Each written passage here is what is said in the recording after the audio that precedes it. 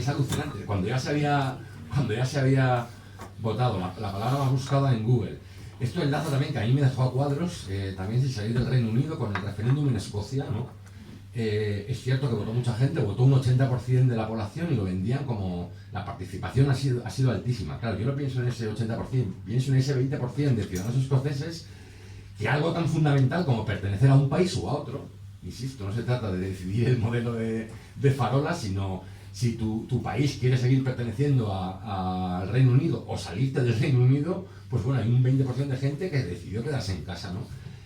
¿Sabéis qué ocurre? Que esa gente que se queda en casa para votar lo de Escocia, o esa gente que no votó el Brexit, generalmente pertenecen a la clase obrera o generalmente pertenecen a lo más bajo de la pirámide social. No hay una divergencia, una distancia brutal entre las clases populares y la movilización política o la decisión política, ¿no? Y eso creo que nos debería haber puesto en alerta desde hace mucho tiempo. ¿Por qué ocurre todo esto, no? Pues bueno, porque en un principio la clase obrera desaparece del lenguaje político, mediático y sobre todo académico, que en ese sentido le metemos mucha caña, ¿no? Del mundo universitario. No puedes escribir muchas tesis, la verdad se ha dicho, si haces tesis sobre la clase obrera. Si las haces sobre algún concepto, algún nuevo sujeto, seguro que sí, ¿no? La clase obrera es sustituida por el precariado, por el cognitariado, que es un concepto que me fascina porque no tengo la más remota idea de qué significa. Bueno, en realidad medio sí, pero nadie me lo ha sabido explicar de forma precisa, ¿no? El cognitariado, a veces incluso por el multiculturalismo, la multitud, que diría Antonio Negri. Y bueno, sí, ¿no? En los años 70 se produce la deslocalización, la terciarización aquí en Asturias. Bueno, aquí en el Estado español lo sufrimos en los años 80, aquí lo conocisteis muy bien en Asturias con la reconversión industrial, ¿no? Y bueno, de repente se llevan las fábricas a México, a China y bueno, ya no existe la clase obrera, ¿no? Porque como ya no hay obreros de mono azul, pues la clase obrera ha desaparecido, ¿no? Eso por otra parte es de un idealismo que da un poco de pavor. Pero lo más interesante de esta jugada es que los mismos teóricos, los mismos académicos que nos dicen que ya no hay clase obrera y que ahora hay precariado y cognitariado, cuando el señor Trump gana las elecciones en Estados Unidos, o cuando la señora Le Pen es completamente hegemónica en Francia, o cuando los nazis en Austria están a punto de ganar unas elecciones, de repente reaparece la clase obrera. Es decir, la clase obrera reaparece para echarle la culpa. La clase obrera reaparece como chivo expiatorio. De repente, o sea, no existe la clase obrera y ahora reaparece para justificar la victoria de Trump o reaparece para justificar la hegemonía de Le Pen en Francia. Y es como, hostia, no me toques la moral, colega, no me toques la moral, porque es muy interesante, ¿no? Es muy interesante por qué ocurre esto. ¿Por qué ocurre esto? Habría que preguntarse por qué sale el señor Donald Trump, que yo no lo voy a defender ni por asomo, pero sale en televisión diciendo a las grandes corporaciones que como se lleven la fábrica de coches a México, los va a freír en impuestos. Y es como, joder, eso es lo que teníamos que estar diciendo nosotros. ¿Vale? No, y no lo estamos diciendo nosotros estamos con el precariado, con recuperar la ilusión y con... ¿Vale? Y bueno, creo que esto debería hacernos ese resurgir de la clase obrera como chivo expiatorio para justificar las victorias de la extrema derecha. Debería hacernos pensar en dos sentidos, ¿no? El primero, que la clase obrera existe, ¿vale? Esto de, ¿no? La clase obrera había desaparecido es una broma de mal gusto. Existe y además está muy cabreada, porque tenemos que recordar que la clase obrera es la que más sufre las consecuencias de esta crisis. Está muy cabreada y es muy permeable a ese tipo de discursos incendiarios, a ese tipo de discursos anti-establishment, y está muy cansada igual de tanto marear la perdiz y quiere que se llame a las cosas por su nombre, ¿no? Como decían habeas corpus. Y es un poco así, ¿no? Creo que en otro sentido tendría que hacernos pensar en que la clase obrera trasciende más allá de la misma fábrica, ¿no? Esto creo que es muy interesante, ¿no? Estos teóricos decían, ¿no? Como ya no hay fábrica, como ha habido reconversión industrial, ya no hay obreros, ya no hay clase obrera, ya no hay obreras, ¿no?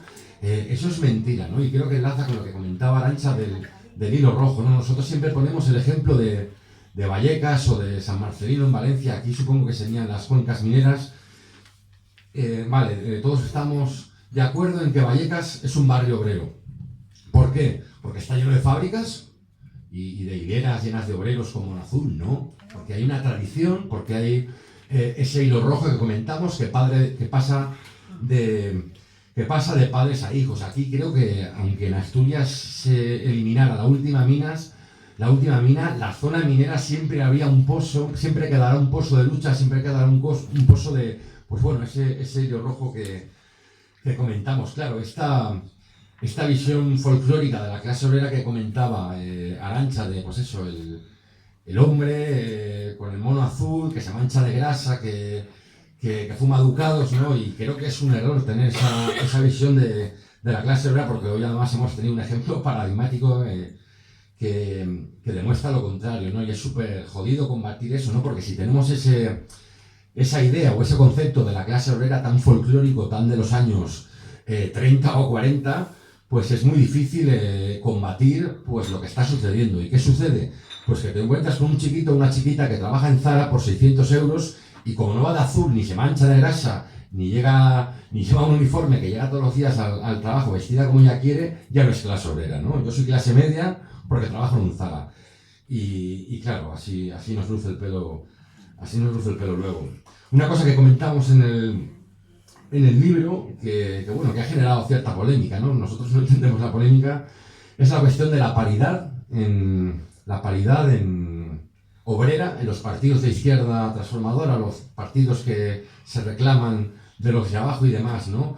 Creo que no encuentro la polémica por ningún lado, ¿no? Creo que está muy bien la discriminación positiva, ha funcionado con las mujeres, está muy bien que haya paridad de género, ha funcionado, está demostrado que ha funcionado en Estados Unidos con los afrodescendientes, ha funcionado con las personas de etnia gitana, ¿no? Se trata de normalizar y creo que no es ninguna locura que en un partido que se reclama de izquierda, transformadora o de los de abajo, que tenga una cuota con miembros de los de abajo, ¿no? Porque al final nos encontramos con partidos que dicen defender a los de abajo y los miras y son todos grandes académicos, hijos de, ¿no? Sería como, imaginaos una asociación antirracista en Estados Unidos de los Panteras Negras donde todos son blancos, ¿no? O imaginaos una asociación feminista donde todos son hombres, ¿no? Pues esto es un poco lo mismo, no sé dónde está la polémica. Bueno, y para terminar, porque como insistimos, hemos hecho un montón de presentaciones ya, y bueno, se lo comento antes a la compañera, por favor, la intervención breve, porque la chicha y lo interesante es cuando luego la gente participa. Un dato más que comentamos en el libro es la cuestión de la esperanza de vida. En un barrio como Pedralbes, que es el barrio más exclusivo y pijo de Barcelona, la esperanza de vida es 11 años superior en un barrio obrero como Nou Barris, ¿no? Estamos hablando de una esperanza de vida de 11 años. O sea, no estamos hablando, es decir, si naces en Pedralbes, vivirás 11 años más, probablemente, estadísticamente, que si naces en Nou Barris, ¿no? No estamos comparando la esperanza de vida de Burundi o el Congo con Finlandia. Estamos hablando de la misma ciudad. Esto pone los pelos de punta, ¿no? Esto es, porque además esto no se corrige con un gobierno del cambio. Eso no lo corriges con 4 años de gobierno del cambio. Eso va mucho más allá. Forma parte de la educación, de la cultura alimentaria, hay factores incluso biológicos, ¿no? Que pasa de padres a hijos. El tipo de trabajo, claro, y bueno, solamente con ese dato encima de la mesa, nosotros pensamos que es un auténtico genocidio social. Y nada, estaríamos encantados de que participarais todos y todas. Muchas gracias.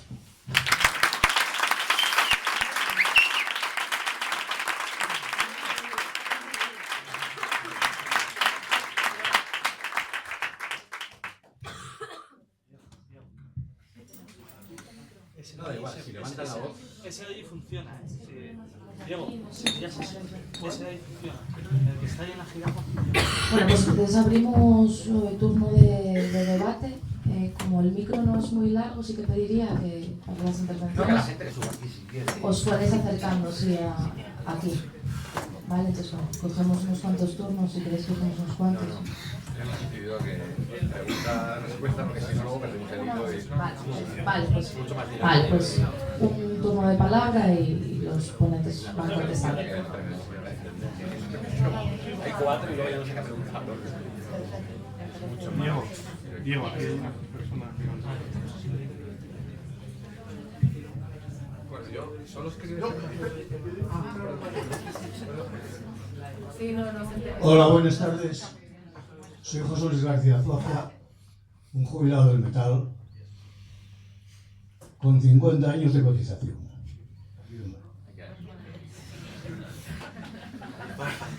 Tengo el orgullo de deciros que recibí una carta de mi amiga Báñez diciéndome que me subía 2 euros y pico. Y no lo calculé porque me es muy... Ella o la Virgen de Rocío. Fátima Báñez. Pero fue inspirada por la Virgen. Fue inspirada. Por ella, por Somos su muy iniciativa. amigos. La verdad es que todos los años soy Manuel. Bueno, pues aparte de todo esto, lo que me alegra mucho es de estar aquí y estar oyendo hablar de la clase obrera. Yo no solamente, como lo hicieron los ponentes, hablar de la clase obrera, sino que iría también a la familia obrera. En mi casa somos una familia obrera. Mis hijos son obreros, aunque hayan estudiado como muchos de vosotros. Muchos universitarios no tenéis ese concepto. Y yo cuando me dirijo a la clase obrera, quiero dejar muy claro una cosa. Es obrero. Trabajador, voy a hacer una definición, y aquí acabo. Trabajador es el sexto, el anterior, Botín, Compañía y todos sus hijos. El resto, si tenemos conciencia, somos clase obrera. A partir de aquí, dejo que los demás tomen palabra.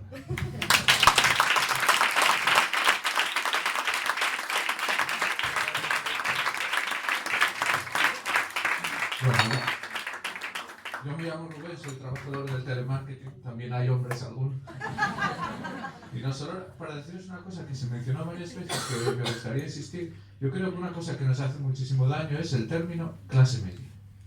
Porque yo creo que lo que hay es una sustitución de la clase obrera por la clase media.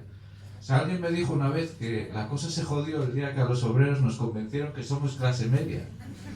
Y yo pienso que es algo totalmente cierto. No hay cosa que más daño nos haga que el hablar de clase media. Solo quería deciros eso. Simplemente.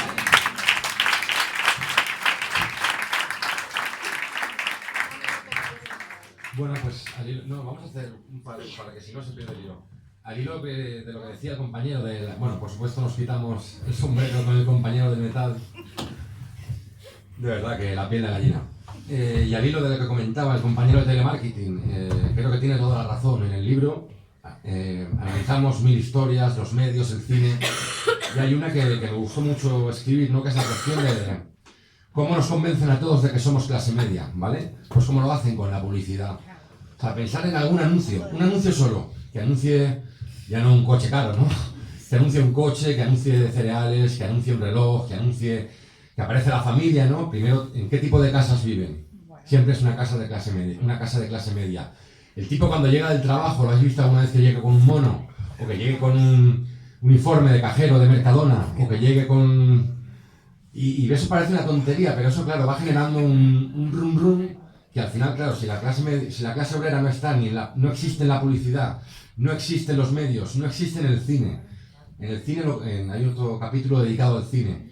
Fijaos que nos pasamos la mayor parte de nuestro tiempo vital trabajando. Si sacamos los años que nos pasamos trabajando, es brutal. O sea, la mayor parte del día la pasamos trabajando, ¿no? Si cuentas además la hora que te levantas, si tardas media hora en llegar al trabajo, media hora cuando sales hasta que llegas a tu casa, pues la mayor parte del día la ocupas trabajando, ¿no? Pues en el cine, si os dais cuenta, cualquier peli que veáis, sea de gángsters, sea de una comedia, sea de amor, el tiempo en el trabajo no aparece, es la mayor elipsis. Pues se habla de la relación amorosa, se habla de cómo el chico rescata a la chica, generalmente se habla de... Pero en el tiempo del trabajo, que es lo que más tiempo tendría que salir, ¿no? Si fuera de forma proporcional, el tiempo en el trabajo es una elipsis, no aparece. De hecho, fijaos, es interesante, cuando una película saca mucho tiempo de trabajo, se convierte automáticamente en una película social o de autor, ¿no? O sea, miraos el cachondeo. Y es tremendo, ¿no? Cómo se nos convencen a todos de que somos clase media. Pues con el cine, con la televisión, con los medios. Creo que lo que comentaba Arantxa es brutal, ¿no? Cuando en el programa Las Mañanas de 4 conectan con conflictos, ¿no? Y tienes ahí el obrero o la obrera diciendo, nosotros los trabajadores tal, y luego los que están en la mesa, nadie habla de los trabajadores. O sea, parece que sea un término proscrito, ¿no? Como suene, te vamos a descontar 50 euros de... Nada, y eso. Sí, eso. Y es eso. Yo quería comentar sobre lo del término de la clase media, se me ha ido, pero bueno, lo que decía el compañero del metal, bueno, yo también me he emocionado con esa intervención. No sé. Esa idea de que tú eres obrero y tu familia es obrera y tus hijos son universitarios, son obreros. Nosotros también somos universitarios obreros, hijos de obreros. Y ojo, una diferencia que comentamos en el libro. No es lo mismo ser universitario, licenciado, titulado, lo que sea, que venga de una familia obrera o no. ¿Por qué? Porque puedes tener una carrera, pero a lo mejor nunca vas a poder trabajar de lo tuyo. Porque no tienes las redes de contactos, no tienes incluso la seguridad para creerte lo que has aprendido. Porque la burguesía tiene algo que nosotros no tenemos, que es la han educado para gobernar el mundo, para creerse que son más inteligentes solo por el hecho de tener más dinero. Y esto yo creo que hasta permea en el subconsciente y hace que uno, igual yo estoy equivocada, estoy dando mi versión, pero esto lo he comentado con algunos compañeros universitarios que también vienen de abajo y a veces decimos, joder, es que esta gente va por la vida que parece que todo lo tiene súper claro y uno estudia ahí rollo humildemente y tal, y bueno, sí sé esto, pero lo otro no. Y eso yo creo que tiene también mucho que ver, ¿no? Porque nos han machacado a lo largo de décadas haciéndonos creer que nosotros éramos tontos, que no sabíamos nada, que... Becario, puede ser becario. Claro, bueno, sí, exacto. ¿Quién puede ser becario y cobrar 400 euros? O sea, estudiar es un coste de oportunidad, además. Y bueno, ya ni se diga con el aumento del precio de las matrículas. Y si vives en Cataluña, que es el triple, la matrícula universitaria de lo que cuesta en otras zonas del Estado, o sea, estudiar una carrera universitaria, no todas las familias pueden pagar eso. Y además, bueno, no todas las familias entienden la importancia que tiene tener un título. Ojo, que no es lo único, que esa es otra. Nos han vendido la moto de que aquí había que estudiar una carrera y que eso era lo más de lo más. Pero es que un país también necesita fontaneros, necesita electricistas y profesionales, mineros, necesitan muchas cosas, no solo con titulados universitarios. Pero bueno, yo quería poner el énfasis ese en la diferencia, ¿no? Entre tener un título siendo hijo de la clase obrera y tener un título sin ser hijo de la clase obrera. Y iba a decir algo de la clase media, pero se me ha ido la pinza, así que bueno, si luego me acuerdo lo digo. Allá, fatal. De la cabeza. Bueno, pues hablo alto, que yo hablo a voces normalmente, así que da igual. A ver si te escuchan por atrás. Habla muy Estoy un poco sorderas, suelo hablar así bastante alto. Mira para acá, Diego, también. Para acá también, me pongo de lado. No. Diego no me oye, pero... Oye, lo primero quería felicitaros por el libro, porque yo creo que es un libro creo que muy interesante, que provoca el debate y bueno, yo creo que merece la pena ser leído. Yo lo he leído casi entero, todavía no he terminado, pero casi. No obstante, voy a ser un poco crítico con algunas cosas también, pero bueno, yo creo que eso está bien porque también es lo que quería, es animar el debate y yo creo que procede a hacerlo, ¿no? Bueno, a propósito de lo que se estaba hablando ahora, de la clase media, la clase obrera, yo pienso que una de las grandes armas del gran capital, es que al conjunto de la clase trabajadora consigue dividirlo y fragmentarlo, lo que ha dicho el compañero del telemarketing, convenciendo a una parte de lo que realmente es clase trabajadora, clase obrera, trabajadora, bueno, bien, pues el capital consigue convencer a una parte de la clase trabajadora, autoconvencerla de que es clase media. Y eso, con el capital, ¿qué es lo que consigue hacer? Fracturar en dos a la clase trabajadora, bueno, una fractura que hace que además hay intereses antagónicos, aparentemente, la gente de la clase trabajadora, los de la clase media piensan que tienen intereses antagónicos a los de la clase obrera y los de la clase obrera tienen también un rechazo por la clase media y unos intereses antagónicos. Yo creo que en vuestro libro habéis entrado en esta problemática, creo que habéis entrado con buen pie, pero luego al final habéis ido siendo un poco erráticos y habéis caído un poco en esa trampa, ¿no? De que más allá de denunciar que el conflicto central en la lucha de clases es el conflicto entre el capital y el trabajo, a veces el libro en algunos pasajes da la sensación de que el conflicto fundamental es entre la clase media o que se autoconvence de ser clase media o incluso la que vosotros definís, una definición un tanto errática de clase media y por otro lado la clase obrera de pura cepa, ¿no? La del barrio y demás, ¿no?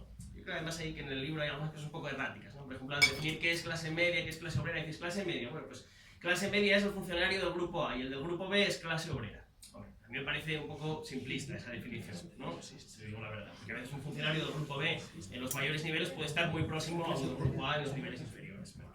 Pero bueno, eso sería una crítica que a mí me parece que se puede hacer. No os voy a hacer la crítica de Baviano que mencionabas antes, que con alguna cosa puedes estar de acuerdo y con otras no, creo que se pasa a 3 pueblos, pero bueno. Otra cosa que me parece que yo creo que en el libro pues no se enfoca del todo bien, bueno, pues es cuando le dais caña al concepto este de la izquierda académica, posfordista, que yo creo que nos lo tenemos merecido. O sea, yo creo que una parte de lo que decís está bien, ¿eh? Yo creo que la izquierda pija de la universidad merece que se le dé un buen mérito. En eso yo creo que estamos de acuerdo.